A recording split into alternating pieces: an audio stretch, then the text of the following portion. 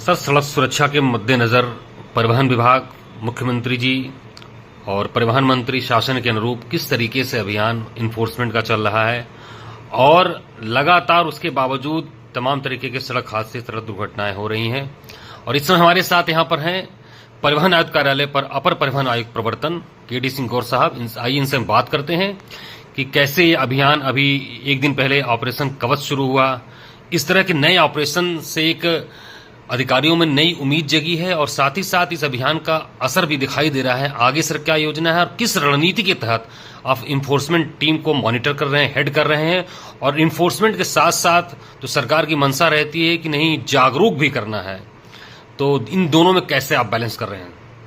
देखिए, परिवहन विभाग की प्रतिबद्धता है सुरक्षित आवागमन, सुरक्षित यात्राएं, और जो लोग भी सड़क पर परिवहन संबंधी नियमों का उल्लंघन कर रहे हैं वो कहीं न कहीं दूसरे को भी जान जोखिम में डाल रहे हैं और अपनी जान के लिए भी खतरा पैदा कर रहे हैं। तो हमारा उद्देश्य मूलतः ऐसे विभिन्न उल्लंघन पे, विभिन्न प्रकार के अपराधों पर अलग अलग फोकस करते हुए एक टीम अभियान के रूप में हम लोग कार्य कर रहे हैं।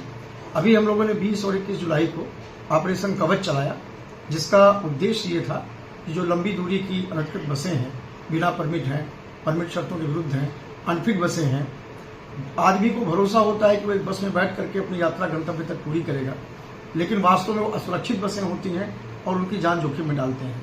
तो ऐसे यात्री वाहनों के विरुद्ध हमने व्यापक अभियान चलाया और इस अभियान में मात्र 2 दिन नहीं, कुछ चिन्हित जनपदों में इसको चलाया गया। सर, कौन से जनपद थे सर आपके? ये जनपद थे नोएडा, आगरा, कानपुर, लखनऊ, वहाँ झांसी संभाग में, उरई, जालौन में और झांसी में, गाजियाबाद, नोएडा और मुजफ्फरनगर में। ये ऐसे स्थान हैं जहां से लंबी दूरी की जो बसें होती हैं उनकी यात्रा ओरिजिनेट होती है और वो 300 से 500 किलोमीटर तक का सफर करते हैं। तो इस प्रकार की बसों की हम लोगों ने जांच की। सर, कितने बसों के खिलाफ कार्रवाई हुई? हम लोगों ने 147 बसें बंद की जी, और लगभग 450 बसों में चालान हुआ। सर, इनमें क्या ज्यादातर अनियमितताएं देखने को मिली आपको?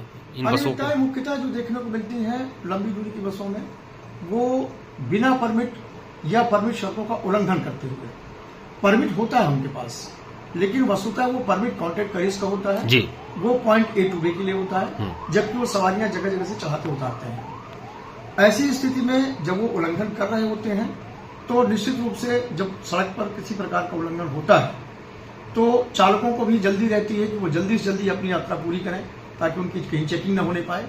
इस हड़बड़ाहट में वो और तेजी से ओवर स्पीडिंग भी करते हैं।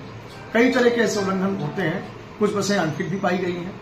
तो इस प्रकार की बसों के और यात्री सर, सुनने में आ रहा है कि जो ऑपरेशन कवच की जो शुरुआत की है आपने, इसी तर्ज पर कुछ और तरीके के ऑपरेशंस नए नाम से और एक नए इंट्रोडक्शन के साथ अब स्टार्ट कर रहे हैं उसी के तहत? हम लोगों ने अभी विगत दिनों एक तरह से 15 तारीख तक मिशन सेफ फ्यूचर चलाया था, वो स्कूली बच्चों की सुरक्षा को लेकर के था। उसके बाद हम लोगों ने अभियान ऑपरेशन कवच चलाया। अभी हम कल और परसों 2 दिन एक अभियान संपादित करने जा रहे हैं, ऑपरेशन अज्ञात। ये उन अननोन नंबरों को लेकर के है जो बहुत सारे वाहन हैं खुद पहचान छिपा करके अपनी, क्योंकि बोलता है किसी भी गाड़ी की पहचान सड़क पर उसका पंजीयन संख्या होती है, पंजीयन नंबर होता है। अगर कहीं कोई एक्सीडेंट होता है, कोई बात होती है तो हम उस गाड़ी को, तो ये सारे काम तो सर बड़े बड़े जो गाड़ी वाले होते हैं, जो ट्रक वाले, यही सब करते हैं, छुपाते हैं। ये खनन सामग्री को जो परिवहन करते हैं, डंपर है और ट्रेलर है, इस टाइप के होते हैं। इसलिए हमने इस अभियान को मुख्यतः खनन क्षेत्रों में ही केंद्रित किया है। सोनभद्र, बांदा, उरई, जालौन, मुरादाबाद, जहां से खनन सामग्री का परिवहन होता है उन्हीं क्षेत्रों में अभियान चलाया जा रहा है। उसके बाद सर कौन अभियान आप आगे उसको?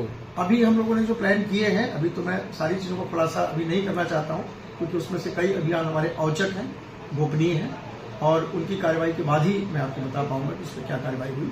लेकिन हम लोगों ने एक समेकित रणनीति बनाई हुई है कि सड़क सुरक्षा को लेकर के जो भी वाहन स्वामी या वाहन चालक उल्लंघन करते हुए पाए जाएंगे उनके विरुद्ध न केवल प्रवर्तन कार्रवाई होगी, बल्कि हम लोग उनके ड्राइविंग लाइसेंस निलंबित करने, निरस्त करने, वाहनों के पंजीयन निलंबन का भी प्रावधान रखा है इसमें और हम सोच रहे हैं कि इस पर नियम कार्रवाई करें। सर, जानकारी आई है कि आपके जो बीते दिनों मुख्यमंत्री जी ने 16 नए जो कमीशन से आए ARTO को जो नियुक्ति पत्र दिया, उनकी भी तैनाती लगभग 90% लोगों की हो गई है, तो वो भी बतौर ARTO रोड सेफ्टी यहाँ पर है, तो उनको भी प्रवर्तन का कार्य इस तरीके से आप लोग दे रहे हैं उनको? असल में हमारा जो है मुख्यतः जो तैनातियां हुई हैं वो सड़क सुरक्षा पर हुई है। सड़क सुरक्षा सबसे मेन हमारा फोकस है इस समय जी। उनको प्रवर्तन कार्य का भी चार्ज दिया गया है, क्योंकि सड़क सुरक्षा और प्रवर्तन कार्यवाही दोनों एक ही सिक्के के दो पहलू हैं। अगर हमें रोड सेफ्टी को एनफोर्स करना है तो एनफोर्समेंट ऑफिसर्स ही करेंगे उसको। तो इसलिए हम लोगों ने अभी जो पोस्टिंग हमारी हुई है, जो 14 लोगों की, वो ARTO सड़क सुरक्षा के रूप में पोस्ट हुए हैं, लेकिन वो जिलों में सड़क सुरक्षा के प्रवर्तन की कार्रवाई भी करेंगे। तो ये थे हमारे साथ बातचीत करने के लिए additional transport commissioner enforcement KD Singh Gaur साहब और इनकी टीम। इन्होंने अपनी रणनीति के बारे में खबरिया टॉप के साथ बात की। मैं Kumar Ravi, transport commissioner headquarter से। धन्यवाद।